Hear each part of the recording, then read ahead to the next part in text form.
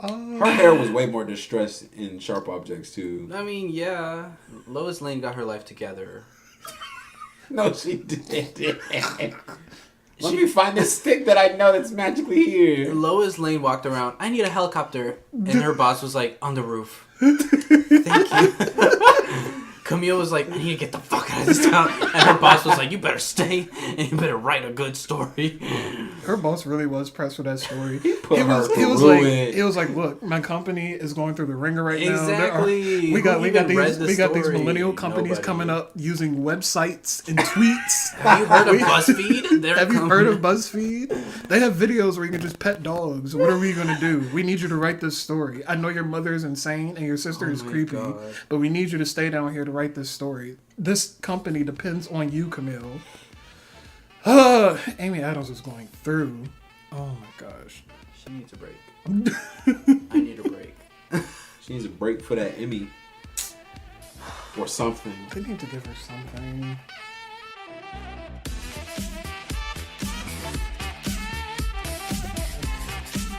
Well, welcome to a little episode of just a little short episode that we're doing. We're doing movie flashbacks, where we go back and revisit some of the movies that we haven't seen in a while and review them as if we saw them currently, which we kind of did anyway. or as if they currently came out. This is Molly Mall. You can find me at Twitter at Awkward King, AKWURD. I'm also here with. I'm Siah. You can find me at SiahJ_Andre. Are you okay? I hit my head. We're sitting down. We're in chairs. I was leaning over and I hit my head on the water bottle. I can't. But yeah, you can find me at SiahJ_Andre on Twitter. And this is Oscar. You can find me on Twitter at OPIMI1. And I just want to say, before we get into the Flashback Films episode, I'm excited because this is the first time in over, like a month? That we've actually been physically in the same room. Yeah. As we're recording. This is a lot more fun than Skype. I'm letting you know now. Because we'd be Skyping in the ass o'clock at night. I mean, yeah. Like that. I like Skype because it's convenient. Yeah. But being able to actually meet up and do an episode, not only is it fun, but the audio comes out much better. Right. Wait till we get a soundboard. It's over for you guys. We are working on that soundboard. Let me tell you something. We just got to buy a couple more equipment, and we are in there. Let me tell you something. I have been inspired by Queen Radio. Queen Radio. I'm legend. I have been inspired. Let me see if I can do it. What film are we talking about today? We're talking about Batman v Superman: Dawn of Justice, which is we're talking about the ultimate cut. I mean, there's only one version of the movie. Before we even get through this fucking podcast, that should have been the cut from the beginning. And I was one of those haters of the movie, and I'm not even gonna call it haters because I had my valid reasons seeing the super director's cut. I had my reasons for not liking this movie. It was just... But now, the movie's not bad. Because... I wonder how well that's going to translate. Yeah, that's probably not going to last. Nah, it might be alright. It might be alright. Does it have an explosion on there? I don't know. We have to probably find it. I'm sorry. We're testing out a soundboard. Do boom. Search explosion. Let's see if they have explosion.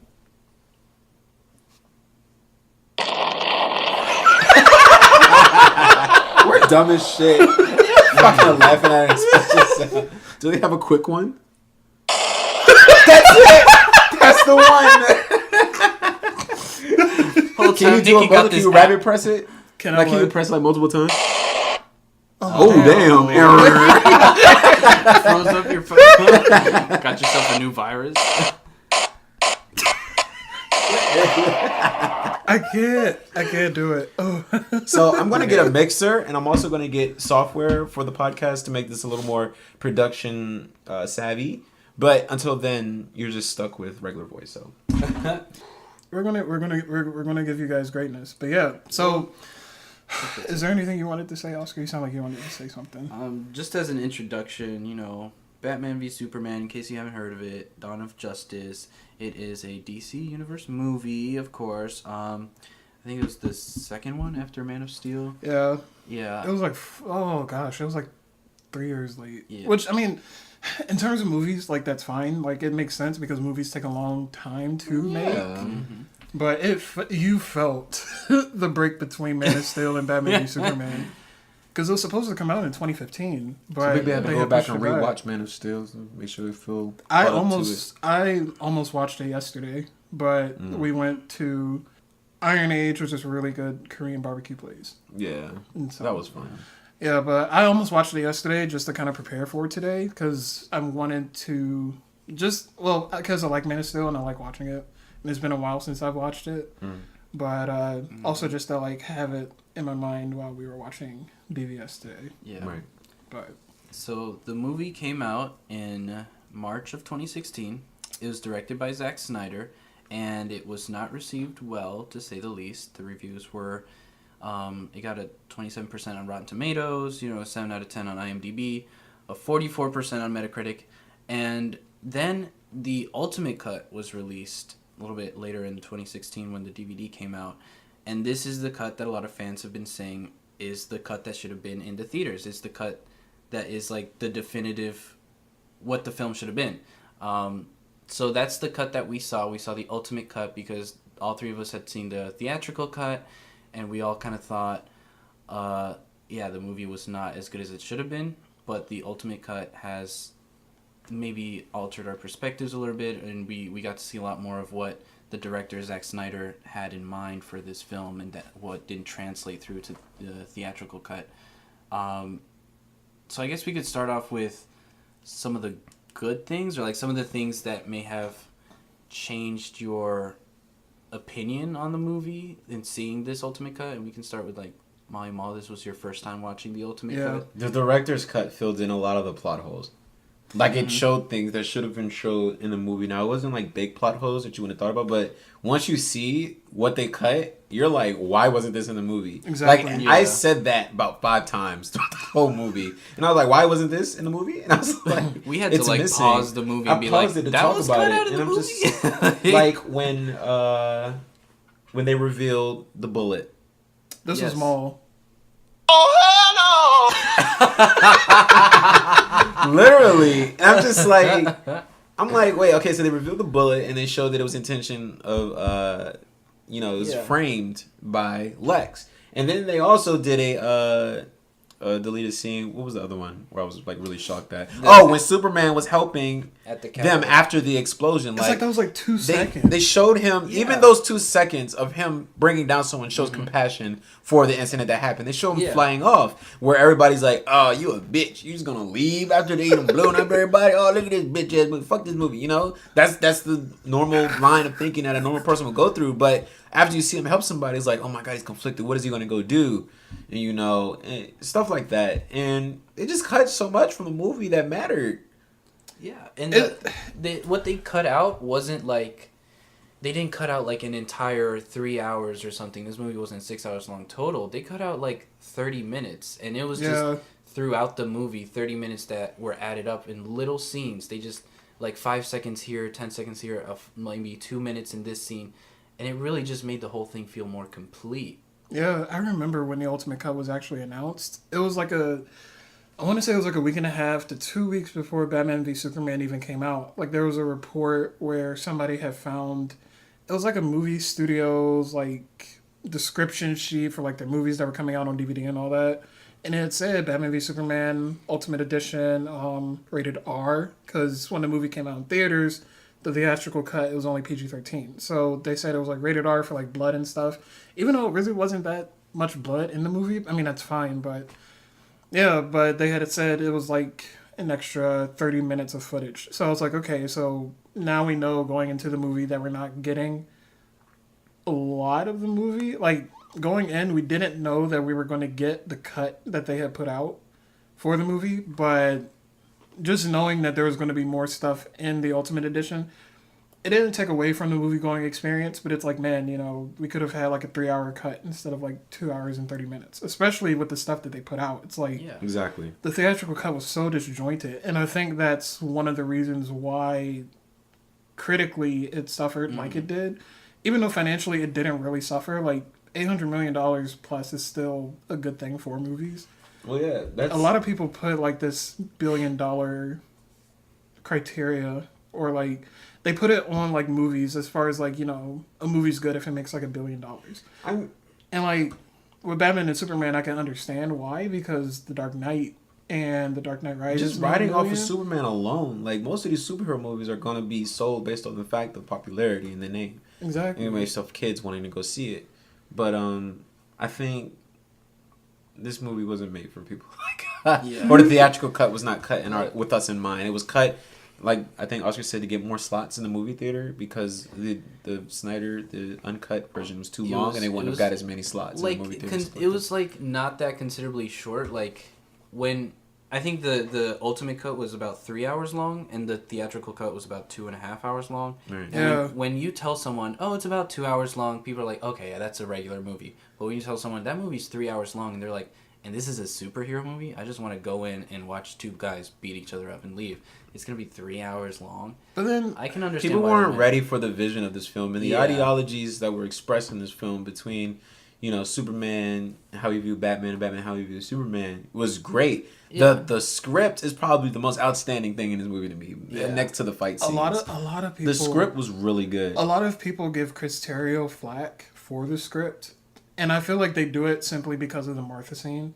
Like they take the Martha scene and they just eclipse the entire script as a whole, and they feel like the movie. When he said Martha, yeah, yeah, I mean, they feel yeah, like that was a great. They feel like We're that gonna one have to talk about the moment Martha breaks scene. the camel's back. That was a gripe for me too, because it just seems unnatural for him to say. Yeah. Now, when you were talking in just like the natural flow of dialogue, if you're just listening to two people talk on the screen, you're just eating your popcorn, you're nice, and you kind of tilt your head. Whenever you tilt your head, there's an anomaly there, and you're just like, this doesn't seem like a natural flow of the dialogue. When he said Martha, you know, not knowing that Batman had the same correlation, it just came off weird, and I noticed it. I noticed it enough to say something about it. And we'll talk about the Martha situation a little bit later, because that's a whole debate that we had. Oh, you trying to get them riled. But I just really Did you say a debate? like let's just give them an idea for those of you who haven't seen what the Ultimate Cut covered. The Ultimate Cut had scenes including Jenna Malone, who, if you don't know, she was in the Hunger Games Catching Fire as Joanna Mason. Everybody remembers her as the stripping scene in the elevator. She was pretty great in the movie. She was in Batman vs Superman, v Superman, and they cut out her scenes. Those scenes gave purpose to Lois Lane. Lois Lane was doing her investigations. She was getting that bullet, that bullet that Molly Mall mentioned. It's also put out how far Lex was willing to go in order to get these two to do what he wanted. And like the scene that really pissed me off the most that they cut out was after the Capitol happened. If you didn't watch the movie, go watch it and you'll understand what we're talking about in terms of the Capitol scene. But the explosion goes off in the Capitol. Everybody's blaming Superman for not seeing the bomb. And in the theatrical cut, they leave it at that. They just blame him for not seeing the bomb. And all the audiences are like, yeah, why didn't he see the bomb? That's weird. Well, maybe he was complicit or something. But in the Ultimate Cut, they had that scene where Jenna Malone's character is saying, yeah, the bomb was in the wheelchair, and the wheelchair was covered in lead, and the wheelchair was made by Lex Luthor. And Lois Lane connected the dots. Lead is something that Superman can't see through. We all know this as part of his mythos. Lex Luthor made the wheelchair. Obviously, Lex Luthor is behind the whole plot. How did they know that he can't see through that? Ooh. How did Lex know that? How did Lex know that? Well, I'm assuming that he studied Superman, and this movie. I don't see an instance where he would have learned it. Was it in Man of Steel at all? No, it wasn't. It wasn't a minute. So the movie takes place 18 months after BBS. Yeah. I'm assuming within those 18 months, Clark has had some situations as Superman. So Lex probably even if he didn't have a situation where even if there wasn't a situation where there was lead super involved, Lex probably connected some dots through other situations, and he's like, okay, so maybe he can't see through lead. Maybe he can't do this, can't do that. Things like that. So that's. Yeah. I think that one of those moments is that's you leave it up to the viewer. It's okay, maybe he did this. You can't explain everything in a movie. But that might be confusing to people who don't know his mythos. It makes sense for Lois to know, because she's been with Clark, and Clark probably told her. And I also think that's one of the things that chemistry wise, like you can't send radio waves through lead or something. Like I don't know. Well, I don't much think people chemistry, go that damn deep. But like I got no I don't know. chemist It's going to like see how this. the world works or something. But yeah, if Lex Luthor was that invested in defeating Superman, I'm pretty sure he would have done his homework. And you know, how did he discover Wonder Woman? How did he discover Cyborg and all that? But that scene really just wrapped it all up for us and for Lois, because it was really the scenes that they cut out mostly were like Lois's investigation into the bullet, her investigation into what really happened in the desert, because people didn't know. They just started blaming Superman. And then we had this character played by Wumi Mosaku. The character was named Mercy? Christina Was Ziri. No, Oh no. the woman who was giving her testimony, who was saying that Superman burned her family down.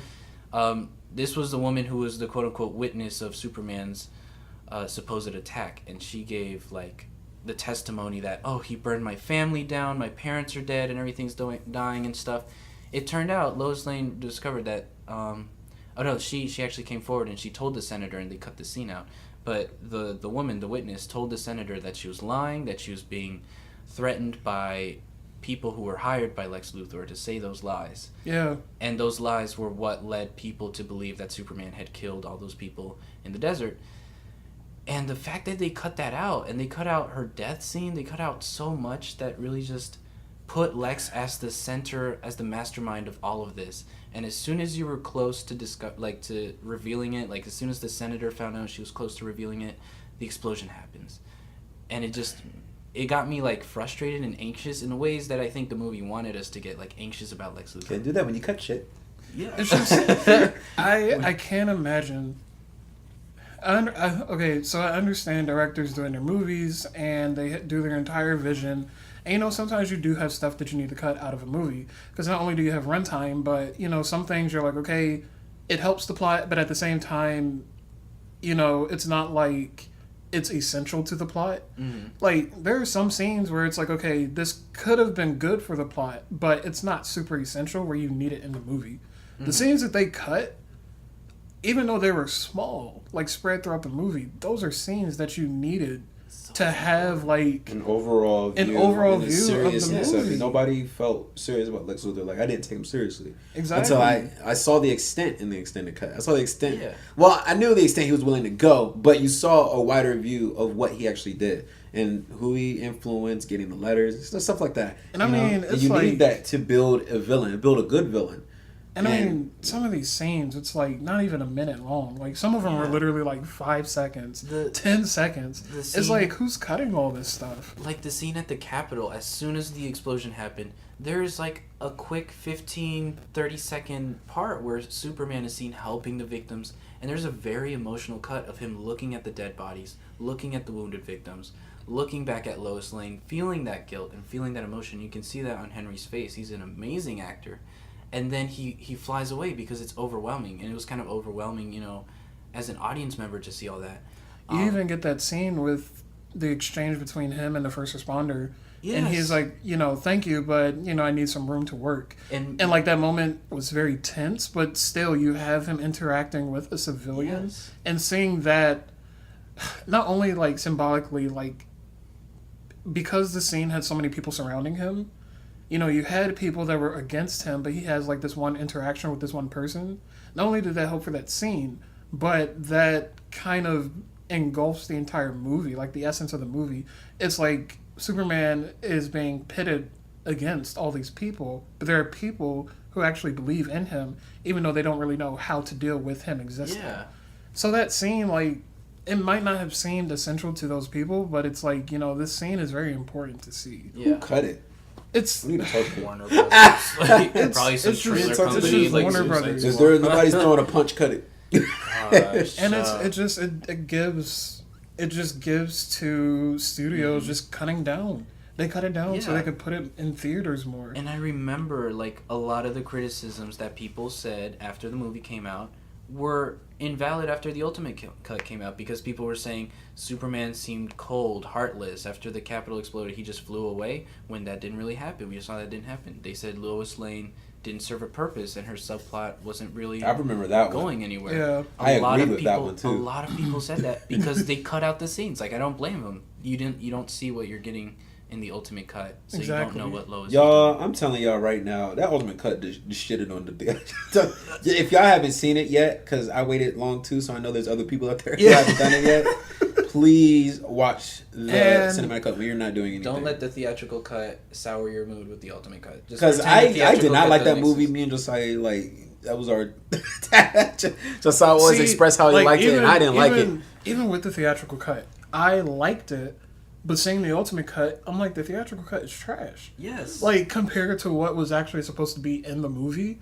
Like, and I'll admit, seeing the theatrical cut, I liked it, but it took a little longer for me to, like, digest it. Like, I had to think about what I had just saw, because the movie's very polarizing, like, up front. Like, it's in your face, but at the same time, it's not super in your face. So, like, the theatrical cut was fine, but once you actually watch the ultimate cut, it's like, why would you even put the theatrical cut out in theaters but to just make money? Other than just making money, it's like, I don't know. What did y'all like? What were your like favorite things about the cut? what about you? The theatrical cut. My favorite thing is like I could finally like this movie a little more. But no, again, my biggest thing with this movie in general, and it's only gotten larger with the cut. The thing that I liked is the ideologies, or the the dialogues. Probably the dialogue and some of the fight scenes are probably my most favorite, but the ideology between Batman and Superman and how they view each other is my favorite. Just the sheer like contradictiveness of their views towards each other, it just collides and it causes a clash, which is Batman versus Superman. It's great. It's a clash of the way they view each other, their views of each other. And I think that is so good, especially the thing that like supported that thesis is the dialogue. I don't give a hell what you said. That dialogue was great. Because it referenced a lot of stuff. You had to catch it. You had to actually listen. And if you don't know how to listen, then you're just going to miss everything. It felt weighted. Like, the dialogue, it wasn't overbearing. I feel like some movies, the dialogue is written, like, take comedies, for instance. And, like, this isn't a dig on comedies. But you know, with some comedies, like, the dialogue is specifically written when somebody's supposed to laugh. Or, when the dialogue is... Yeah, you can tell. I think with this movie, there were moments where you could have laughed at one moment, or you could have went, oh, at one moment. I mean, it was Batman's dumb parts. But it wasn't like you... You didn't have to. It wasn't like you specifically felt like you had to. Right. This movie, it literally felt like you were just watching people interact and do these things, and you were just watching it unfold. Like, here comes the background life, because like with some of the stuff Batman was saying was corny. I was like, shut up. And but it's cool. That's DC for you. But yes, basically, like the conversations between, what was the senator's name? Lex Luthor and the senator. Finch. Her and Lex talking gave me life every time. All of their scenes that was building. She's really good at talking, and she is. Oh, cred to Helen Parr. I love her voice.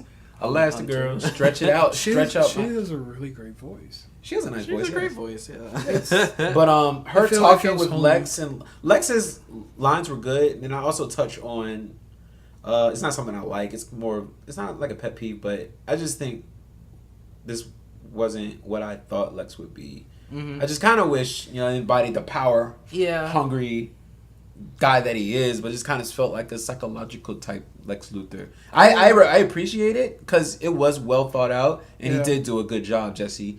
But as far as envisioning what I wanted Lex to be in this movie, like, just imagine an empowering force doing exactly what Jesse did, but in a more try me nigga type way. like what's good, But Jesse was more psychological, more in like a Joker-ish way. Like, he did a lot of stuff that I would think Joker would do. But he had a lot of foresight. Like, I think he was a really great villain, but he was also kind of just trying to balance that. He wants people to kind of underestimate him a little bit. He wants people to think, oh, I'm just a quirky son of the actual Luthor who created the company. Yeah. I think he was playing that really well. I think he was a really great villain, and he didn't match up to our expectations of Lex Luthor from what we've seen in, like, the animated series or other movies. Like, but I thought he was a great I'm fine villain. with character change. I just want it at least to be close, I guess. Yeah. To what I thought, because when I saw him in the theaters, I was like, "What the fuck is this?" I was like, "Why is he jittering? What is going on?" I feel like the closest, well, for general people, I guess, or just people who didn't really care for Lex's portrayal, I feel like the closest he probably got to the Lex Luthor that we know, is the end scene in Justice League when he's talking to Deathstroke. Like that one, he was more calmer. He was like more reserved a bit. I'll give you that. But like he was still he was. I had a lot of trouble in my life. Boy, you don't know, but you ain't never messed with that kryptonite. he seemed more calculating and reserved, and to me that scene. I think that scene's a little easier to digest in terms of like his portrayal.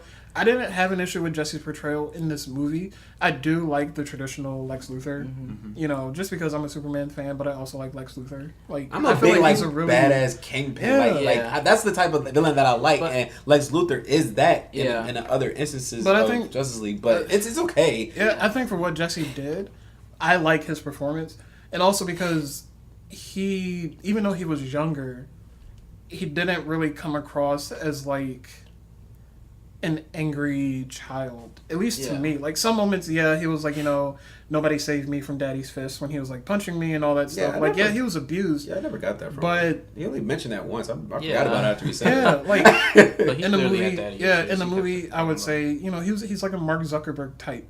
But he definitely has moments when he switches between like, you know, the person that you see in public versus the person that's actually like, you know, conniving and all that. And I think the big change in this is because he kind of was trying to play that public view. You know, he was trying to come off to the public as, I'm just this nice kid who's trying to run his dad's company and I'm doing all this philanthropic work. Yeah. You know, he created that library in Gotham City and stuff. But then after, you know, he went to jail and people kind of saw him in a negative light, he's like, okay, I'm going to have to start taking my mask off. Which is, I mean, that's my theory for, like, why into Justice League he was more in himself because he wasn't faking it anymore. He was kind of just like, I am who I am who I am, yeah. Yeah, exactly. Yeah. Like, I mean, yeah, this movie, as far as, like, Jesse and Lex is concerned, this movie was pretty much just about knowing, like, who you are and, like, I don't know, like, just coming into your own. And I feel like the moment they shaved his head, like, of course that's a very symbolic moment. It wasn't, like, on the nose or anything. Like, that was literally, like, them saying, you know, this is who he is. Yeah. But, like, you know, now he's just, like, the conniving Lex. I mean, I do want to see him again at some point. I don't know if it's going to be, like, Man of Steel 2 or, like, I don't know where he would end up, but... I need to see. I'm ready for Darkseid, so he can stay gone. But when Darkseid comes, I'm telling you, DC, if y'all find a way to stumble across this little podcast, you better bring it with Darkseid, because that is my favorite villain, and I make it known. So as far as the NerdSpice podcast is concerned, we need to see Darkseid at some point. Also, you better make him look the part, and you better spend money on that CGI. And not only that, but you could have had him in the Justice League Snyder Cut, but I guess we're not getting that either. So I just want y'all to know, the moment we do get Darkseid, he needs to be done correctly. And I'm talking, you need to give him the ILM special effects that Marvel gave Thanos. Initial. I need to be able to see the crevices in his face when he comes on that screen, and his eyes better be glowing. I need to see laser beams. Mark my words. Speaking of laser beams, I'm just going to cut you off really quickly. Speaking of laser beams, the cinematography, whoever's in charge of the camera angles for Superman flying away, I need you to bring it to follow the Omega beams. I want that camera on the Omega beams like white on rice. Oh my god. I can't deal. Wait till I can't wait to hear that. When we get an actual soundboard, we're gonna be unstoppable. But yeah, I guess some other things that I enjoyed. I guess did I tell them I liked the movie?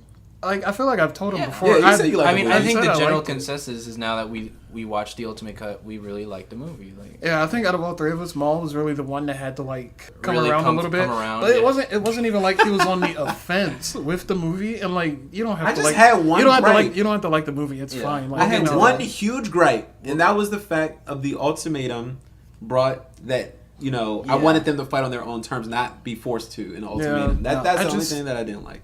we'll get to that. Yeah. The thing I like about the movie does a great job of setting up something and bringing it back when it needs to come to that conclusion.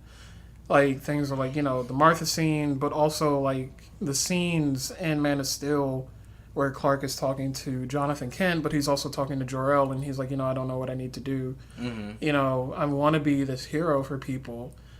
And, you know, seeing Jonathan Kent again in BVS, even though it was just like it was a memory, it was kind of like an extended memory because Clark was talking to him, but it was still like in his mind. You know, It's kind of like what he thought he would say. and like stuff like that. Like I really enjoyed that. Of course, the cinematography was great. The dialogue, I really, really, really loved the dialogue. Like, you know, even if it was just like Bruce's scenes or him talking to Alfred and stuff, and how Alfred was snarky, and we're used to that because of like, you know, Batman the Animated Series and reading it in the comics. Yeah. But this Alfred was just his dialogue was really on point. You know, like the scene where they're at Bruce's, it's like a waterfront house almost, something like that. And Alfred is like, you know, he's talking about how there may never be another generation of Waynes. Yeah. And pretty much saying, like, you know, even though he's not Bruce's biological dad, he's like, you know, I'm not going to have, like, grandkids or whatever. Like, you know, he was saying that, but, like, the way it was written, like, it was very dynamic almost. And, like, Jeremy Irons with his amazing voice, you know, reciting those words and, you know, just coming across, like, his demeanor about it. Like, it was really good. And so... I Those looked are at him like- weird too when he first came on screen. Jeremy Irons? Yeah, that's as Alfred? yeah, that's Alfred. Yeah. I was like, what is this? Young, hip, salt and pepper. I actually like this Alfred. Like, I know a lot of people. I mean, he's cool. A lot of people are like, you know, this Alfred, he's not like the Butler. A lot of people are butthurt when things don't look exactly like they should in the comics, and Yeah. I am very much. I'm not just going to say I'm the same way, but initially I'll think that because it's going to come across my mind like if Beast Boy was pink, y'all would be like, Like, But- See, that's But- extreme. I think a lot of stuff They is can extreme. do it. All the instances of Alfred that I've seen anywhere Or have like been old Butler, British man. old, yeah, old and Butlerish, Old and and he's like this 45-year-old young hip I photographer would say from he's Seattle. 45. Oh my god. I would say he's 45 pushing 50. no. No, he was like 60 He something. was I wouldn't get Because- 60 from that. because- Well, Ben Affleck Jeremy and Irons himself is like like 60 the Batman something. himself was. I didn't get 60 from him. I got 45, 50. From Alfred? Yes. From Seattle, Alfred? Yeah, from Alfred, yes. You got well, that from Alfred? I Wait, did. I got how? like a young, hip, salt and pepper, black hair, like slick hair back. I mean, got a pimp cane. I mean, he was definitely young. Yeah, he was younger. He came across younger. He's but, very like, much he was- younger. He was, He was still old, but he was still younger, old. walking around all slick and pimpified. It's just like, okay, but you know, I didn't dislike him, and I didn't really. He was there. Yeah. He was Yeah. cool. Well, Sorry. let's talk about now about scenes that you think, even with the Ultimate Cut, still came off as kind of wrong. And I know we have a big debate coming up, but we're gonna get to that. But like, What do you mean? let's It's right talk here. about, no. Let's talk about like smaller scenes that maybe. Just, That's you know, literally. after all, I only had 2 scenes. because I personally, I think the scene where, like, Wonder Woman is packing up her suitcase and everything's going down unbothered, and then she goes to check her email and she gets, like, I know who you are, by the way. Oh, and there's other people. That whole part of her, like, watching the videos with Cyborg, Aquaman, The Flash, I thought that cut the tension so much. Like, it was building, and then we cut to a scene of Wonder Woman giving us an introduction to the next movie. What You I didn't like that? what I would have I liked. didn't really like the way it was put in. I feel like it could have either been put in at the end of the movie, just like, you know, Batman showing her, but then that would have been like a post-credit She scene. wouldn't No. feel like she had a reason to come back. Now hear me out. Yeah. Would you guys have liked the scene? I'll pitch it to you because I had thought about this as far as like revealing the Justice League and stuff. Mm-hmm. So the scene where Batman goes to infiltrate LexCorp to get the kryptonite. Yeah. What if we had a scene, like an extended scene, sort of like the warehouse scene, but it's not really like fighting, it's just more him being like detective mode. If we had actually gotten detective mode Batman, he infiltrated it, and then he went to like the main, like, you know, the main base where they keep all the archives and like files and stuff. What if he came across the metahuman stuff there, so that we don't get Diana actually in her hotel room just looking at it on a It would have got computer? cut. It would have what? But we would have No. seen it. They in would the have cut the Ultimate. hell out of that. Yeah, I We feel would have like seen it in the ultimate. that Bro. would have been. They would have been like, Look at me watching it. like.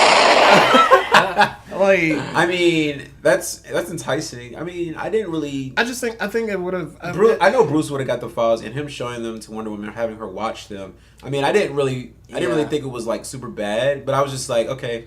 No, I'm wasn't just bad. thinking I at just the think- point in time at the movie where they were showing it, because this was this is like third act when they're about to fight and everything, and I'm it like, was okay. like building up. I was getting ready, and then they just quickly cut to Wonder Woman, and she's very calm and like she's collected. She's just going through her emails and stuff, and that didn't really fit in with what was going on, you know, with the explosions happening and kind of just Doomsday being born at that moment. So I think maybe that scene could have been moved somewhere, or You just think it was out of place. It kind of just ruined the tone for She me. was like, let me check my emails real quick. Oh my god. What is Is he this? Is this fast? Cyborg? Oh Is my this God. Flash? Swim. Black a man. Like, that's literally... Black a man being built by ancient bucks.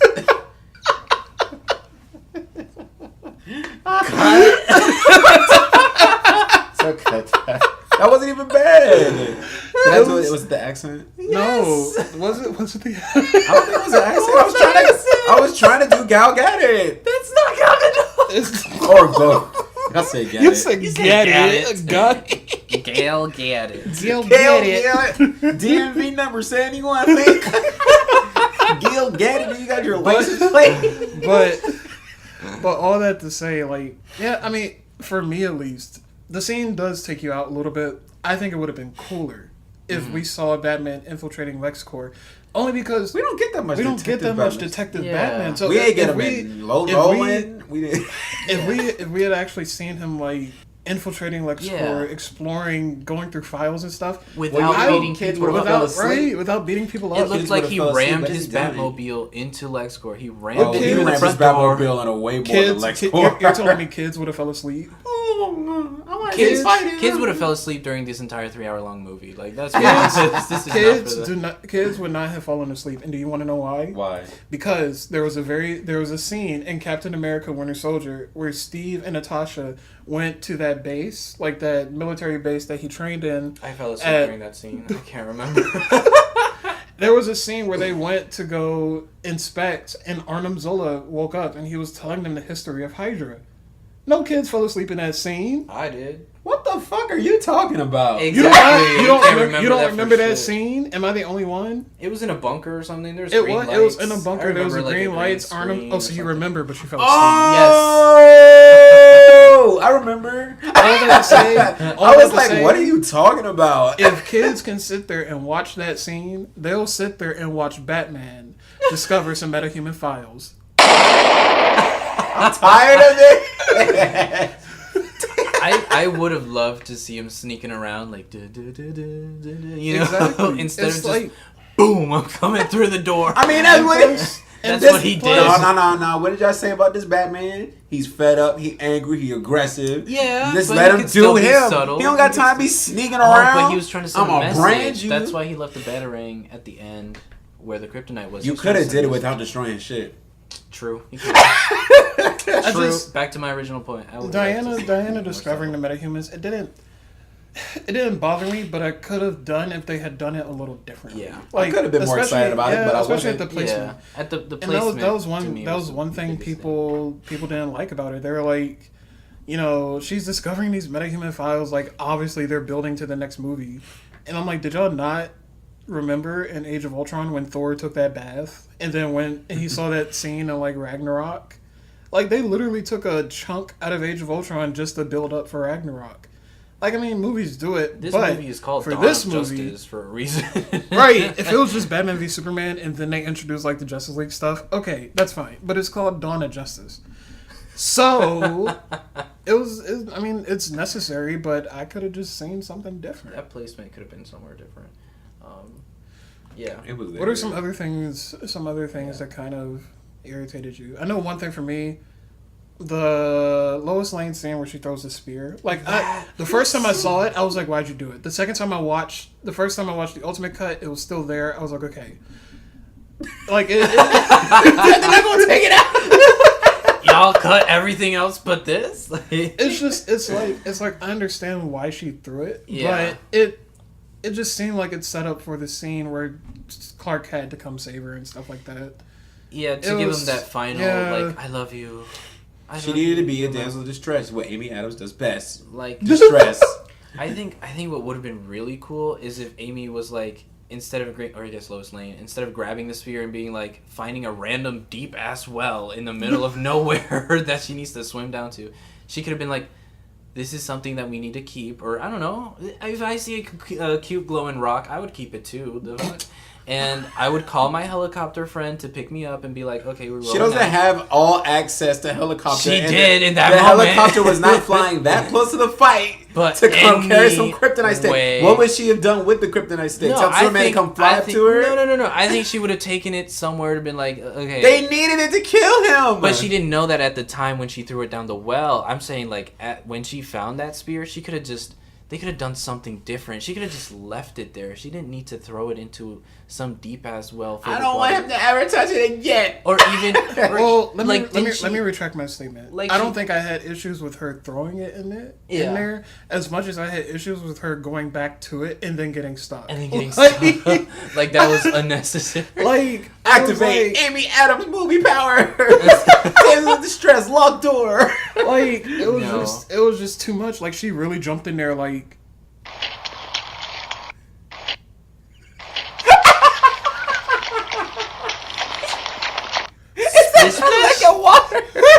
Is water splashing?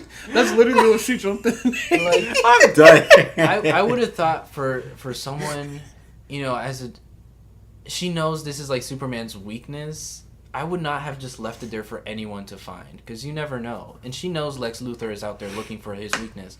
Why would she really could have just left it there? Like, she could have called somebody up. She could have hidden under a rock. Exactly. Like, you just made it completely inaccessible. Yeah. Why'd she go back to get it? Because she knew they needed it to kill the Kryptonian. And that's what I'm saying. Did she hear Batman say that? No. But she, I guess she put it together. Yeah, that this thing is coming from kryptonite. How does she know that? And that's what I'm saying. If the you ship figure, was exploding. If you figure that you need it, why throw it in the first place? And that's what I'm talking about. It's I don't think she knew she needed it when she threw it. Yeah, she didn't know she needed it when she threw it. But I'm saying, she threw it to but that's what I'm saying. I feel like that scene was there just to set up for the next scene. And like, yeah. I feel like scenes like that, it's like, okay, this is going to come back later. Like, I don't know. I just feel like it was weird. It was just weird for me. It could have even just been like the spear was kind of leaning on a ledge or something, and Lois saw it fall into the well, and she just kind of thought, okay, I'll leave it there because we don't really need it right now. And then, instead of her actively being the one to throw it in, and then when she sees that they actually need it, she looks down at the water and she's like, okay, shit. Now we need it. And then she goes in and she's like, I'm going to risk my life over this. And it's not something that I fucked up. This is something that, I feel like it was just a nitpicky thing. Yeah. Like, it's more nitpicky than it is, like, an actual criticism. It's one of those, like, movie situations where, like, you need to have the damsel in distress and have Superman come have his emotional goodbye with his lover. And yo, that bang man in here is mama. What? Hmm? What? I don't know. What was that? What did you say? I didn't say anything. What did you say? I said he got it banging but couldn't hear his mom.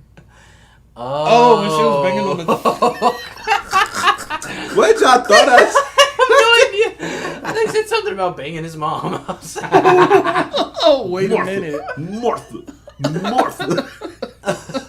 Oh, that is dark. Let me stop. Okay. Well, I mean, I guess we've gotten to the point where you want to talk about it. So let's talk about it. Let's talk about Martha. Here we go. Versus. You got like ding ding ding on there. Do we have a ding ding ding on there? Let me see if I can find a ding ding ding. But did we cover all of our positives? All of our. Yeah, I think I covered all my positives. All the main ones that I need. Ooh, another scene I really loved was, and Siah, you mentioned it earlier, was Jonathan Kent coming back. That was such a good scene. Like, when I watched it initially, I was like, oh, okay, Superman's just thinking about his father, and it's like, whatever. But, you know, what he was actually talking about, he was talking about him stopping a flood from getting to his farm, but he accidentally flooded the farm of somebody else. So he was thinking, you know, this is Jonathan talking. Jonathan thought that he was a hero for saving his own farm, but meanwhile, somebody else's farm was dying. And that was just really what Superman was going through at that time. It was like you can't save everybody all at once. Exactly. And he was feeling that guilt and that weight, and it was so emotional and just, gosh. Oh gosh. I just really liked that. I don't know. I found a newfound appreciation for Henry's acting capabilities, because a lot of times he was just, I saw like his face was like, I kind of want to keep it cool, like I want to be Superman and not show my emotions, but he was holding back those emotions. I don't know, maybe I was reading too much into his face, but I thought his face was amazing. Oh my God. I thought his acting was amazing. You're gay. I thought his body was amazing. Superman. Hercules. I just now. I really like that scene. Some that people scene was really said great. It was dumb, but that scene was great, and I've had my issues with Jonathan Kent as far as like Man of Steel, just because I feel like he did things to help Clark grow up to be the man he's supposed to be, but he came across more as like not standoffish, but like not super like involved with it. I mean, he instilled a lot of like good morals in Clark, you know. But like the scene with the bus, one of the things I do appreciate though, and it's very controversial, the scene with like the bus stuff and how Clark was like, you know, should I have saved these kids? And he was like, I don't know. You know, instead of saying, yes, you should have saved them, he said, I don't know. And a lot of people have issues with that scene, and I still have a few issues with that scene just because it comes across as kind of like, you know, you're a kid, maybe you should just let the other kids die. But he trusted Clark enough to make his own decisions, you know. Yeah. And a lot of the times in the comics, Clark pretty much becomes who he is because of Jonathan and Martha. And I think one of the positive things in Man of Steel is, you know, sometimes the parents can't make you who you are. You have to make your own decisions. And I think that's one of the things, some people who detract away from like Man of Steel or feel like Man of Steel's not good in terms of like Jonathan helping Clark, even though I have my own issues with it, I do think they did a good job with helping Clark make decisions for himself. And I only say that to say, with Jonathan Kent coming back for BVS, you know, Clark still felt confident enough to approach his father, even though it was a memory. Even Jonathan didn't really give him like straightforward advice in that scene. Yeah. You know, Clark still had to think about what he wanted to do. Jonathan just gave him an anecdote, which ultimately came back in the end because, you know, Jonathan was like, you know, Martha was there for me and Martha's my world. And then you go back to the third act where Clark is like, Lois is his world. And so that father-son dynamic, you know, I really enjoyed that scene. Well, before we get to the Martha stuff, do you want to talk about the Martha stuff first, or do you want to talk about the Flash timeline stuff? Ooh. Yeah. Let's talk about the Flash timeline thing first, because that was a little bit confusing, but I don't think we really came to a solid conclusion about it. I mean, I don't think we're going to come to a conclusion on this Flash thing. It's more of an interpretation thing. It's nothing, like, it's not really anything to, like, talk about, you know, or we're not going to come to a conclusion on because it's more for interpretation and stuff like that. I mean, Josiah brought up some really good theories about, you know, the timeline of him, you know, Batman dreaming about the, what is it called? So, universe? What's the proper term to call it? Nightmare? Yeah, the Nightmare Universe. So the Nightmare Universe, when it came to fruition, it was kind of it fusing while the Flash was mending the timelines. Continuities. I was pretty much just hinting at the. So we get the nightmare sequence with Batman, and he encounters Clark. And Clark is obviously distraught because Lois is gone, so he kills Bruce pretty much. So we get that scene. To me, the way I interpreted it was that was a very dark timeline that we were eventually going to get, but because Flash went back in time to warn Bruce, that timeline pretty much split. So like we're no longer going to get the nightmare sequence. Of course, this is under the impression that Snyder was going to finish his full vision. Like now we know he's probably not, but during the time, you know, that timeline split apart. But then you also get that moment where Bruce wakes up and like the papers are still flying, so you're like Flash was there, but like Bruce is kind of waking up, so like was that another dream or was that actually like reality? And so we were kind of like just trying to like break it down. And so what I was saying was you had the nightmare sequence, Flash goes back to warn Bruce, that splits off to another timeline, but because Flash was like going back in time, you still had that like meshing of like memory or dream versus like, you know, something happening in like real time. So maybe that could have been an explanation as far as like, you know, Bruce waking up and not knowing if it was a dream, even though it was really real. I feel like it could have just been an effect of Flash going back in time. Because, I mean, for all we know, that was probably the first time he ever went back in time. So... He's really bad at it. I was really unprofessional. But, I mean, I guess it's just interpretation-wise. As far as me, I'm not going to think too much deep into it because I don't think DC's in position to make us even... Like, I would love to see a Nightmare Timeline movie. I don't know why. I just think it would be very entertaining to watch. Fun. It would have been fun to watch. However... I almost forgot this. I'm sorry. Oh? So, you know how we got Diana exploring, you know, the metahuman files? Mm-hmm. What if instead of that, and instead of the other thing I came up with, where Bruce went to LexCorp and explored the files, what if we actually got physical cameos of the Justice League in the Nightmare sequence? And, like, it'll be very quick. So you know how in Age of Ultron you see them fighting, but it's not, like, 10 minutes. It's like you see one here, you see another person there. They're, like, fighting, like, parademons and stuff. Mm-hmm. And then you see Flash go back in time and, like, find Bruce. I think that would have been interesting, especially for, like, Wonder Woman. You would have more Wonder Woman presence, but then you would have Cyborg doing his thing. You would have Aquaman doing his thing somewhat. You know, I just think that would have been interesting. I feel like that would have detracted too much from...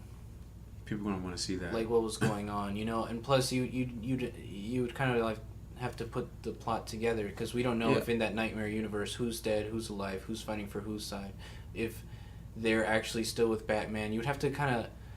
Or, like, if they're with Batman, or if they're with Superman, or if they're just on their own. It would kind of just make a whole extra layer of plot. And then, like, in the essence of it, it would honestly make me think about that a lot more than the actual movie that I'm here for. I'd be like, wow, what the fuck is going on? I would be like, what? Like, they'd be fighting like, but that's the thing. Superman, but the women scene, no, it'll give me that's hype the thing. for it, like, that moment, you know that a Justice League movie would be coming eventually. Yeah, a nice little hint is fine. Like a hint. So that's why I had said, you know, along the style of Age of Ultron, instead of getting, like, full-on fighting sequences with all these heroes. So that their scenes would probably come out to, like, a minute, you know, and you would see them fighting. Or instead of fighting, you'll probably get the scene where Cyborg is talking to Flash and he's like, okay, you need to use this treadmill to go talk to Bruce or something like that. And Flash uses it, and then we get that scene where Flash comes back and he talks to Bruce. I don't know. I just think that would have been interesting. Like, I know there's a lot of things. I know it could come it could come across as like a lot for a lot of people, but I think it would have been a nice little thing to see. Yeah, I don't know. I think it would have derailed the plot a little bit. Because the way he found the files was through Lex Luthor, and Lex Luthor was doing his research and stuff, and that fits with the plot. Yeah. But having a whole separate subplot where we see Cyborg telling Flash where to go and Aquaman fighting alongside them, and it would just already derail the movie too much. Because as it is right now, you could cut out the nightmare scene and just remove any confusion whatsoever. You could. And that would be fine. But if you cut it out in the way you're saying it, then it would seem like Batman doesn't know about any of these people without that nightmare scene. So in my pitches, you would rather see Batman exploring LexCorp and finding the files. Yes. Okay. That was another thing I had thought about, but I had thought about this like months ago. I just thought it would have been cool to see, just because the nightmare sequence to me was very fun to watch. But it would have been interesting to see. It's not really beneficial too much. I mean, I felt like they had a whole. I felt like after watching it now and digesting it, I feel like they had a whole idea for that going back in time thing, but it just kind of fell. Well, they were going to explore it in Justice League. It just fell through it, and then we got Justice League, and now we don't really care about it anymore. We have no reason to care about it. We know what you could cut the entire scene out. We know what timeline we're on now. As far as Justice League is concerned, well, the Snyder Cut, I should say. we were going to get moments with Darkseid in that exact same timeline. And then you would have seen a destroyed Hall of Justice. So they would have expanded on it. You know, Yeah. so that scene had a purpose. And I was really excited when Justice League was coming out because I was like, man, we're going to get more for this nightmare sequence. But Nah, they done with it. No. they said Because they realized it confused too many people. Like, honestly, that probably... We know what would happen if the second time he woke up, the papers weren't flying. I would be fine. Yeah. I would be completely fine. Because that was the biggest source of confusion, was that he woke up once and the Flash was there, and then he woke up again and the Flash was gone. We were like, okay, so maybe it's another timeline, but the papers were flying, so clearly something happened. Right. It was just too weird. Not weird. WB say, y'all want to see more nightmare sequences in Justice League? You're not getting it. But yeah, so that was the Flash stuff. It was just weird because I remember the first time seeing it, I was like, okay, was that real or was it a dream? Because he just woke up from it, and I was like, I don't know. Like it felt real because you saw the papers flying. It felt like an Inception type thing. Like, is the dreidel going to stop spinning or is it just going to keep going on? They touched on that recently. Who? The actual people who made the film. I forgot what I didn't read the article, but I know it's out there. Oh. But yeah. So can we get onto this Martha now? Let's get on to the Martha stuff. Martha. Oh, no. I don't even know what those are. It's just like air horns. Yeah. Let's see if we can find some air horns. Yeah, let's try that. It's over. It's over for y'all. It's over for y'all. It's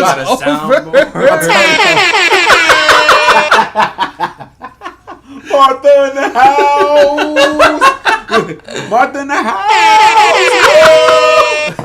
You are ugly. Oh my god. But yeah, let's talk about this Martha scene. So the Martha scene that we are discussing is when The Martha. Big Bat has super strong super strong weakened man by the foot, has kryptonite to his face, about to destroy him, and then the Superman screams out, "Save Martha!" No, and then you're letting them kill Martha. Okay, they're letting them kill Martha. You're letting him kill Martha. You're letting him kill Martha, and he's like, "My mom?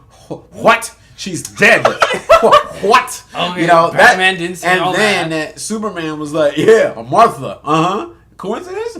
What is a coincidence?" Like, okay, my biggest thing with this whole scene, if you know what I'm talking about now, my biggest thing with this whole scene is that... I'm assuming they know what you're talking about. Yeah, they know what scene I'm talking about.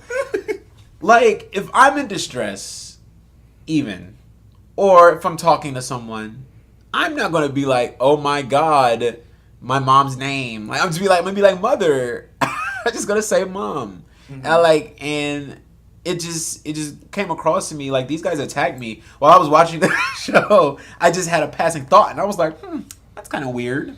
I was like, it's just a little weird that he would say the actual name when, mom is, I don't know if he'd referred to her mom in the past. It's just kind of weird that he just blurted out her whole name, sparking the coincidence because, Bruce Wayne's mom is named Martha as well, sparking the coincidence for him to stop and reconsider his killing instincts. I just thought it was weird, and I thought it would have came up better if he said mother, but seeing as though this is a very symbolic movie, that wouldn't have made sense to what they were building previously, as so my co-hosts have alleged to beat into my brain. Like, they set it up in a sense for, throwing Martha around and, the mothers and the importance. Batman also did show disdain for Superman while they were fighting. Like, he wasn't trying to listen. But, honestly, if we're being honest, Superman didn't even try. He tried to say something twice, and then he started fighting like full throttle, and he didn't try to stop to say it. Like, if somebody was seriously in distress... No, there was a moment, like, after he got that first kryptonite blast, and then he was just coughing, and he went down. There's a moment where you can see Henry's face change, and this is what I'm saying about, like, I was really paying attention to Henry's face. He went... Guilty. But he went... I'm irritated. He went from, like... Okay, this isn't just like a little kerfuffle. He wants to kill me. This motherfucker, he's trying to kill. Your most famous, your favorite bitch. Like he But was, I mean, he realized that literally in almost a lot of movies, kerfuffle. when somebody's in distress and they're trying to get a point across, look, Bruce, look, my mom. I don't care about your mom. And he's like, all right, Bruce, listen, wait, fuck your mom.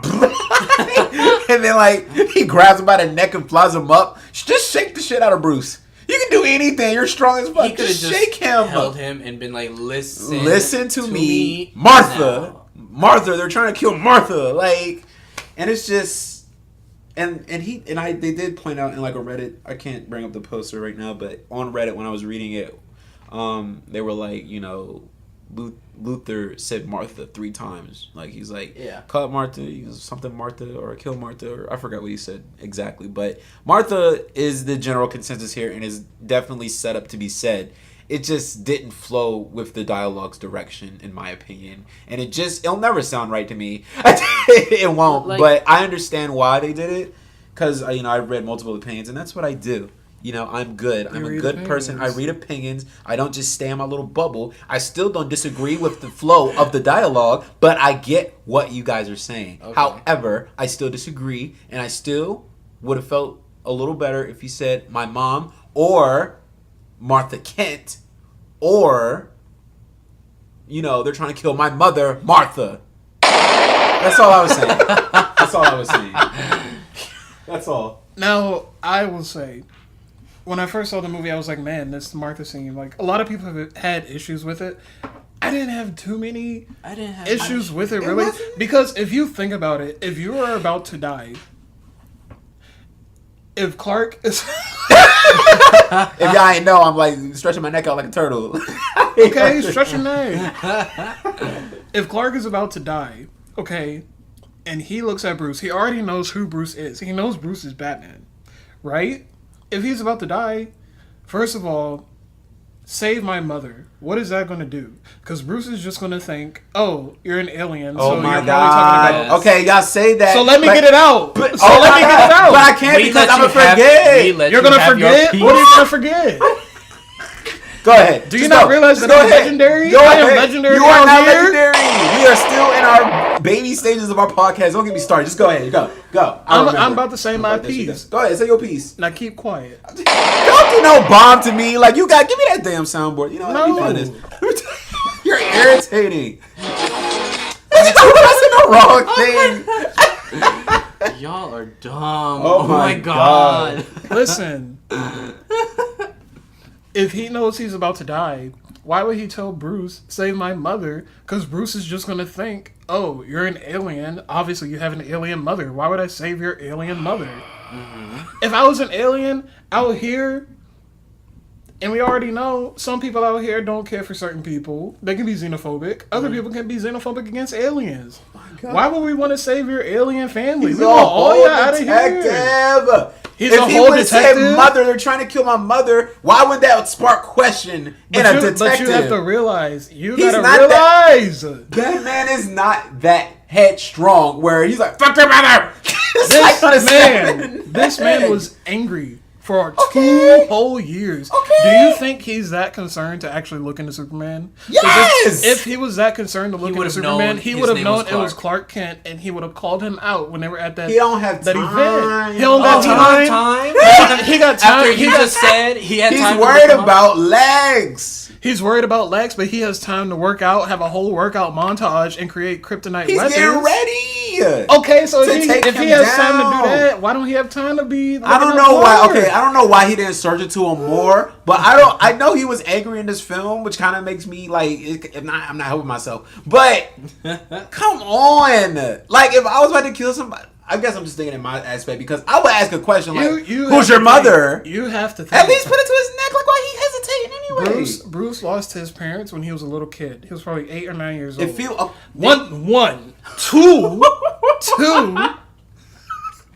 Two. There's the Black Zero event. Okay, he goes through that. That's another traumatic experience. When he was hugging that little girl, what did he do? He looked up. He saw Zod and Clark fighting. Falling with those falling stars, and I'm calling them stars. I don't know what they were. There was probably just debris. All right, he saw them. Okay, when you see that, you're not going to be concerned if this man has a calico cat and likes to go Why? to Starbucks. Why did he kill him on the spot then? Why did he stop, do his whole monologue, scratch his face? Why was he playing with the dude? Because he could have heard him out. He was letting him know, you can destroy buildings, but right now you're about to be taken out by a man. An earthling human. The reason man. why he didn't get stopped is because of fucking coincidence. That's it. Coincidence? Coincidence. If Martha wasn't his mother's name, if it wasn't his mother's name, hesitated a little bit. He still would have hesitated. That's the fucking mother. Why are you sucking? But see, your argument is if Superman had said they're about to kill my mother, right? Or mother Martha. No. If Superman had said they're about to kill my mother. Do you agree that he would have hesitated too? If who would have hesitated? Batman would have hesitated. If he said mother. Yeah. That's what made the argument. I said that. Like, exactly. So he would have hesitated if he said mother. Now, would he have hesitated if he said another name? If he said another name, what do you mean? Yeah, another name. If he had said, "Oh, they're killing Jenny," like, would he have hesitated? Yes. Exactly. You think so? So it's not because of just the coincidence. It's because of the situation. So y'all saying he would have hesitated if he said mother, because y'all were saying he wasn't. Yes, but then the name triggered him. We have seen him have PTSD. We have seen him have mental issues, and it triggered him. Okay, and I get that. hesitation. But led y'all him said on. it wouldn't trigger a response if he said mother, but now it is.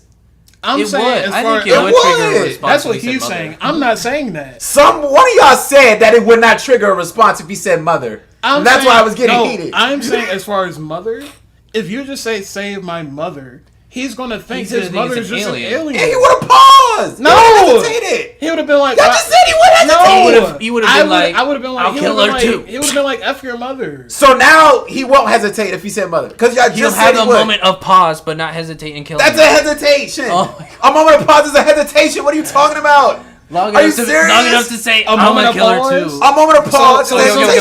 if somebody asks you, "Hey, what do you want to eat tonight?" and you have a moment of pause, is that hesitating? Yes, I'm hesitating on my decision. What the fuck? You're not hesitating on your decision.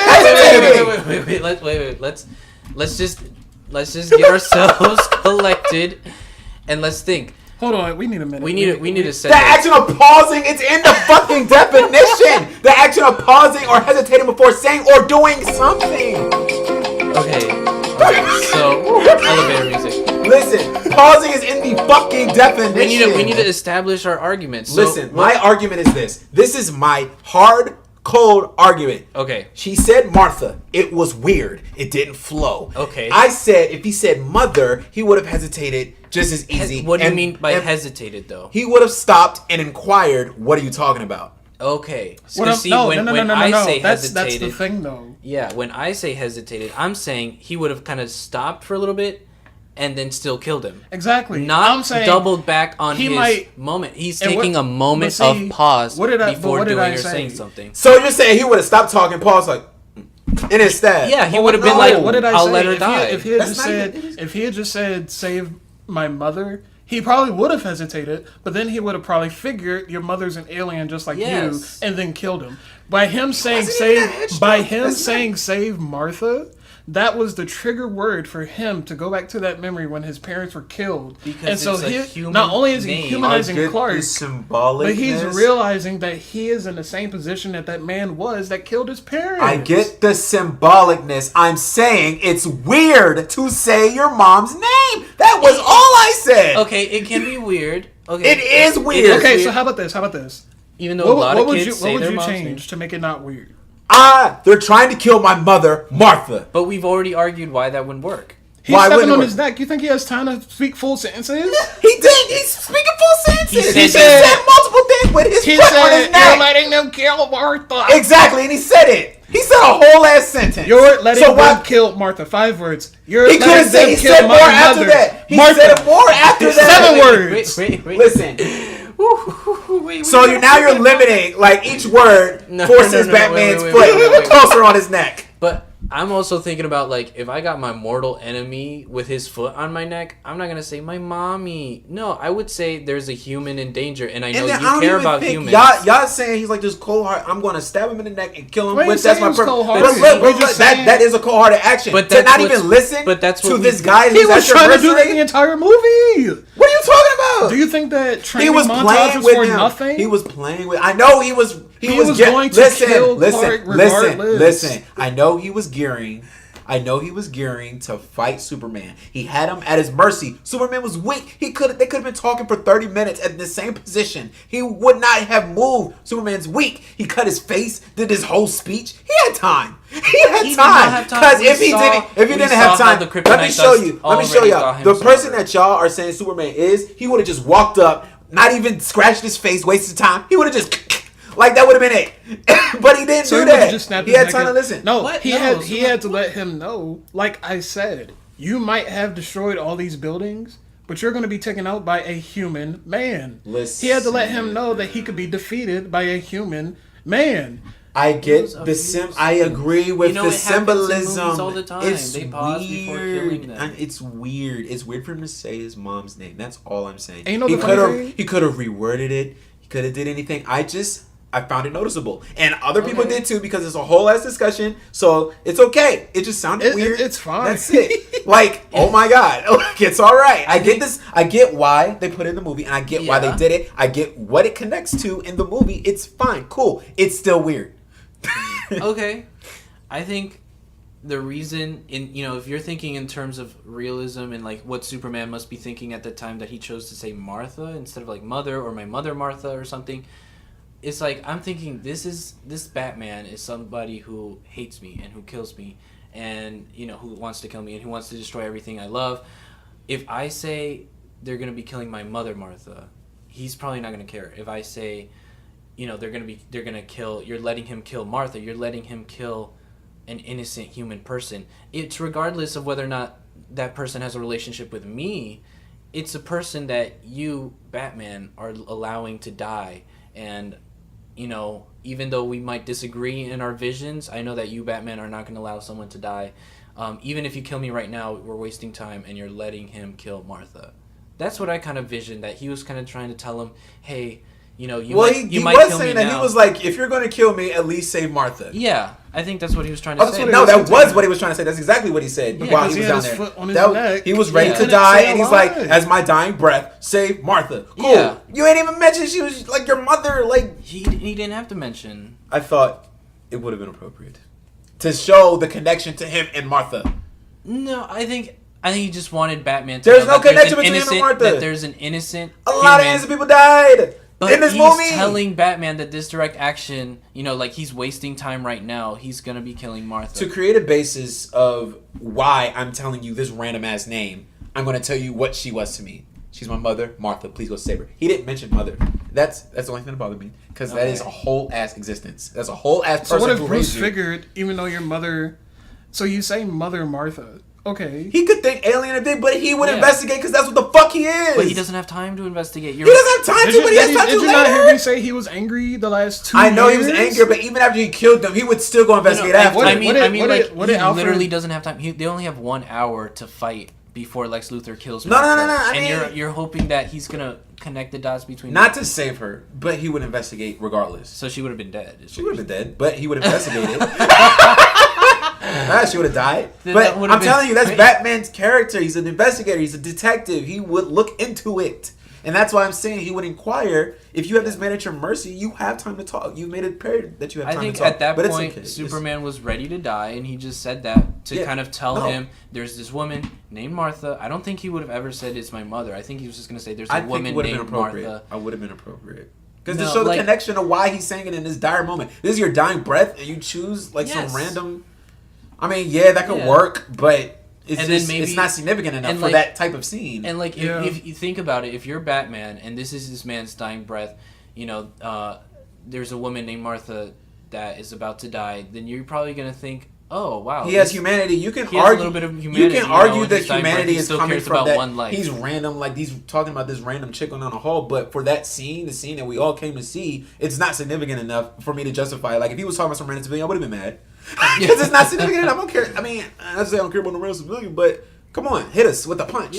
And it was his mother. So I wanted him to show the relationship between this random ass Martha name and why he said it, instead of it being relying heavily on the coincidence that Bruce's mother's name is Martha as well. I don't think it relied on the coincidence. It helped. It helped that scene. It helped him get triggered. It helped him get triggered. And then, with Lois Lane showing up and saying, it's his mother, he was like, oh shit, we're in the same situation. But if it had been like an innocent civilian, and if he had said like, "You gotta save Julian" or something, It could work, but Batman would have been like, maybe they could have shown him thinking, what did Alfred say? That I've grown cruel and evil. He said that, like, hatred and anger makes you grow cruel and evil. Yeah. And maybe Batman would have had that moment of pause. And the fear of powerlessness. Exactly, of the fear of powerlessness. He would have been like, okay, so I've become cruel and evil that I'm going to let some innocent person die because I wanted to get my revenge.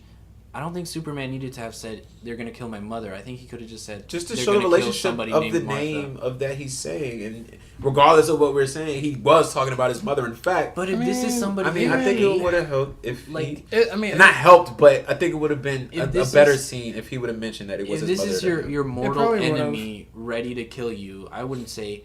I would say my fucking mother. Like, this is a chick that I love. This is somebody that I care so much about that in my dying breath, I would ask my mortal enemy to please save. No, but see, your mortal enemy would not give a fuck about who you love because they're your mortal enemy. They would be like, I'm going to go kill him too. The reason why he said Martha was because, well, number one, you had that scene in the very beginning where Thomas Wayne says Martha right before she dies.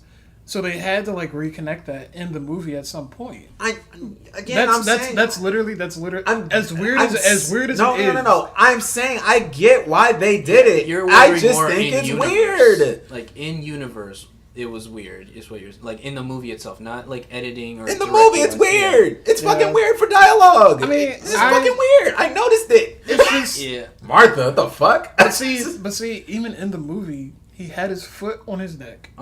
He had limited air supply. He said he had the kryptonite spear right next to his face. It's not an excuse. He said a whole sentence. What are you allergic to? I'm allergic to shellfish.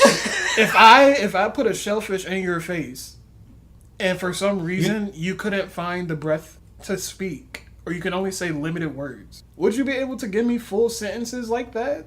Y'all just missing. He said a whole sentence in that situation. He did, but imagine the strength it took for him to actually do that with the kryptonite spear. Siah, and you say he can't muster a 2-syllable word? I'm not saying that. My argument is he knows Batman hates his guts. If he had associated this innocent person with himself, Batman would not have given a fuck. Because if I hate someone, I don't care about you. I don't care about your mom. I don't care about your dad. I don't care about your sister. I want to kill every single one of you because I hate you all. Who questions himself all the time. So in essence of Batman, I don't think he's this character that you are portraying. Yes, he was cruel in this movie, but I think he would at least reflect on things. But he wouldn't give a fuck. Yeah, okay. There is Batman never not gives a fuck. He gives a fuck about everything. Not in this movie. He didn't give a fuck. He didn't give a fuck about that car he was slinging around. But anything involving people, even Superman, he gave a fuck about at least a little bit. Why he said there's this innocent person who is in danger currently, could and you're his letting mother her or die. not. I understand. For some people, it's weird, and I'll admit, the first time I saw it, I was like, okay. But see, I caught it. I understood why he said it. So to me, it didn't seem weird that he had just said Martha instead of his mother. Because to me, if he had just said mother, Bruce would have been like, oh, so you have other aliens with you too? And he would have asked more questions. You have other aliens? Where are they? And they would have It's my mother, time, she's human. And they would have still been enemies for a little bit. There's many ways that conversation could have went. Now, I will say... Like, he was saying full sentences while his foot was on his throat. I'm just putting that out there. I'm with you on that one.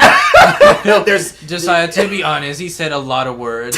He did say a lot of words, but my whole argument was, why would he say mother? Yeah, if Bruce could just assume that there are more aliens I'm on that side planet. as well. Like, I don't think he should have said mother. If there were more aliens on the planet, then Bruce would have inquired. He would have said, where are they? What are you talking about? Then he could have said, my human mother. She's a human. And he's like, oh, shit. Let's go. Like, it could happen.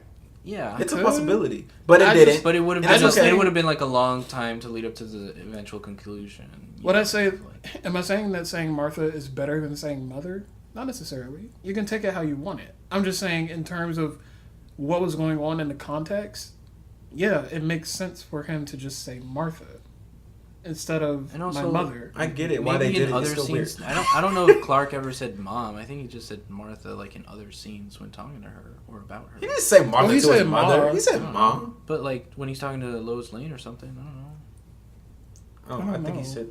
I don't think he said. I didn't really. I'm pretty sure he would refer to his mother. Just weird. That would have come off weirder if he was talking in a conversation. Yeah, I love my Martha. You know, a lot of kids they be saying their parents' full name. Like they don't even say mother or anything. Yeah, I was about to say. Yeah, I know what you were about to say. But there are people who do that, who just address their parents by their full name. All in all, that took like 40 minutes. I mean, I'm just gonna leave it at that. I get why they did it. Yeah. Symbolism, yay. Still weird. In conclusion, like in terms of like the movie production, direction, script, and everything, it makes sense why it was there. In terms of the in-universe conversation between Batman and Superman, it came off as awkward and weird, and maybe it could have been handled a little bit better. Is what you're saying? That's what I'm saying. Yeah. Yes. Okay. What do you feel about it then? I feel like I'm. It came out a little bit awkward, but I understand why Superman said it. Like in the universe, I mean, obviously I understand why the director did it in the whole movie, blah blah blah. But I understand why Superman said it in universe, so I'm kind of with the team Martha on this. Yeah, I am too. And like, fuck y'all. Don't do it. I just felt that yeah, but it didn't feel weird to me. The only thing weird about that scene was like the moment right after when Bruce was like, "Oh hey, I have to help you now." That felt weird to me. Like to me, yeah. I would have liked it if Bruce was still a little. Well, like he went like, ugh, and like he like kind of did it more. He's like. Like I would have could have been like, we're still not over this or something. Yeah, we're still not over this, but I'll help you. Yeah, that would have been a great line. This isn't over. But then in the next scene, he's like, I'm a friend of your son's to Martha. And it's like, girl, you don't even know his real name. I'm coming to pick you up. Your Uber is here. But yeah, that was the only thing about the Martha scene. That transition was quick. The transition. I would have liked it if the transition was fleshed out a little bit more. But I think the debate that a lot of people were having on the internet was that it was a stupid plot point and that it shouldn't have been there in the first place. I think that debate makes no sense because they built up to it in the movie. Exactly. They've shown us time and time again that the ultimate cut. They showed us how much Batman dehumanized Superman. He thought of him as just an alien, and then he just didn't see anything that connected them. And then the saying of Martha really just showed, like, wait a minute, do we have something in common? And then Amy Adams was like, it's his mother. And he was like, oh, he has a mother just like other humans or whatever? If the name wasn't Martha. If the name wasn't Martha, would it have affected Bruce as much? Probably not. But he still probably would have been like, oh, you know, there's a person I need to inspect. Yeah. Because it was Martha, and because the name has so much significance for Bruce, it triggered him. It triggered him. Yeah. Like, if the name was like Sarah or Jenny, like... He would have still paused a little bit, and then Lois Lane would have ran in there and been like, it's his mother. Somebody put on Reddit that whole scene between the Hope Martha could have been taken out if Lois had came in right before Bruce killed Superman. What do you mean? What would she have done? She would have ran in and said no, and showed like, her love for him or something like that, and then revealed that he's Clark Kent. But then how would they know? How would he know? He wrote a whole 3 paragraphs. We can go look it up, and I'll say it in another show. Did you save it? No, I did not. I think if like someone runs in and it goes like, no, don't kill Superman. I love him. It's like a lot of people on that planet love Superman. Obviously, he's idolized. He's a deity. But to say that he has a mother is like giving him a point of origin on planet Earth that connects him to humanity, and not like, you know, somebody loves you. Okay, you're a celebrity. A lot of people are gonna come out and say, "I love you," and he doesn't know Lois Lane. He doesn't know the relationship.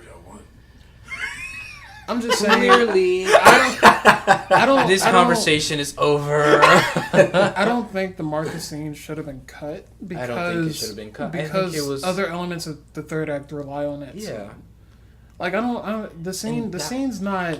It's not terrible. It's not terrible. But it's just annoying. Well, not annoying even. I can understand how I can understand how it doesn't work for some people, but I just think in terms of that, it's like, okay, like the movie, you know, the movie carries on from this moment. Yeah. Like there are a lot of movies where scenes happen and it doesn't work for you, but you forgive the movie, you know, because this movie can still be good to you, you know. Like there's a lot of stuff. Like the whole Hunger Games Mockingjay Part 1. That movie's unnecessary. All we really need is whole series is unnecessary. Stop. all we need is Part 2. Hunger Games you know, fans brought it to you. But I mean, at the end of it all, a lot of people say, you know, that series was really good. You know, even though Part 1 wasn't the greatest. You know, so I mean, we're always gonna have our gripes, but the movie was alright. I like the ultimate cut. It was really what should have been showed to me in the first place. But yeah. So if you are on the fence about Batman v Superman, if you thought, it was a kind of a okay movie and you want to see more, I definitely recommend the Ultimate Cut. It is something worth your time. If you just absolutely hated Batman v Superman and you just wish it never existed, maybe the Ultimate Cut won't change your opinion that much. They've probably seen it and still don't like it. Yeah. It's fine. Yeah, it's fine to not like the movie, but I just think it was unfair how the theatrical cut really wrecked a lot of the plot, taking out a lot of scenes. And maybe some people might need to get the full picture, which is the Ultimate Cut, before making an opinion.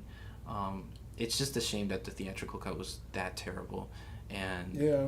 Oh gosh, because the plot didn't end up making sense in terms of just movie sense.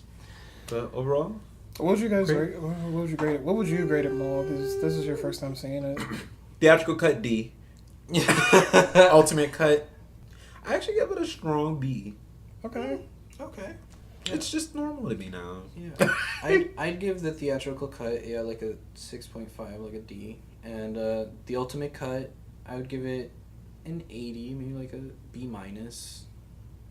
Yeah, it was strong, but they still had some weak points. But it's not something I wouldn't mind watching again. It is 3 hours long, but no, I ain't watching that Yeah, again. Like that's now it's my an grandparents' movie. film. Yeah. It's an I event. can show you what I used to watch back in my day. Yeah. It's an event movie. Yeah. For me, the theatrical cut doesn't exist. But an F. the Ultimate Cut, I give it like a B plus. I think it was really good. Yeah.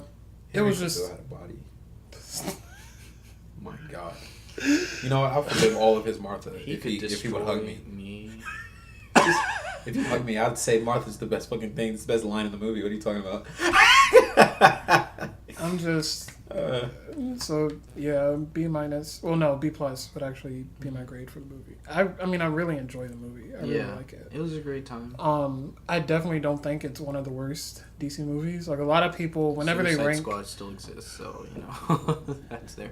Whenever people rank the DC movies, they usually say Wonder Woman's at the top, and then they'll say pretty much everything else is like at the bottom or whatever. And its own little pile. I don't think BVS is like the worst.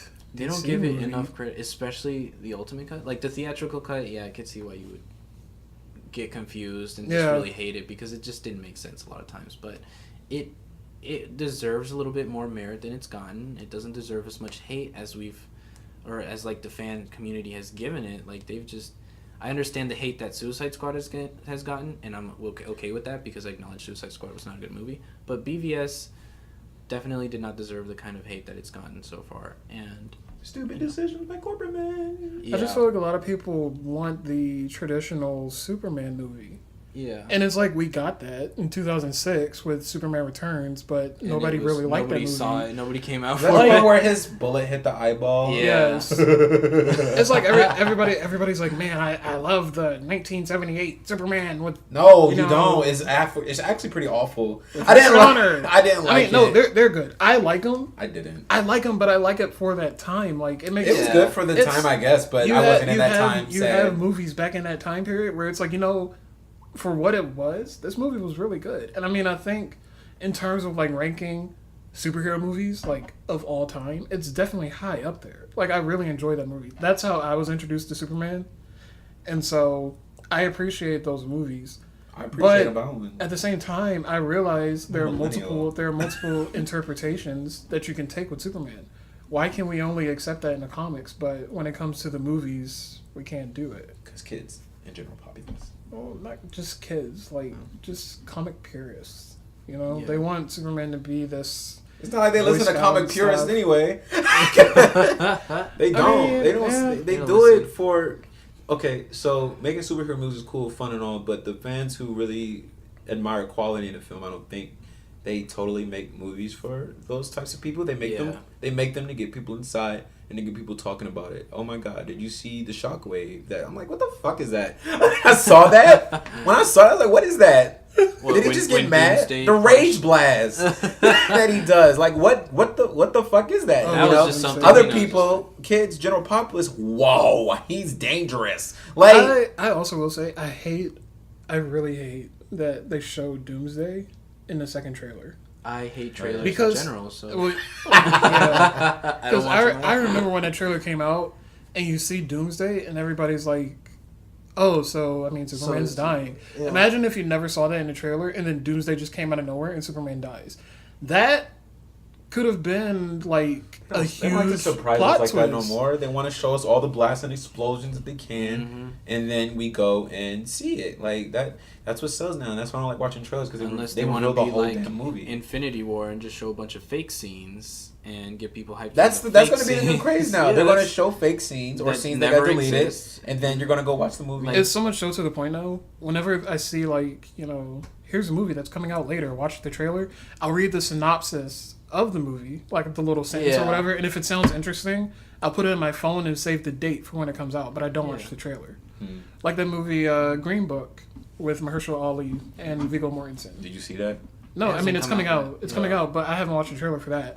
I probably wouldn't have watched the trailer for A Star Is Born, but we're always in the Lady movie theater.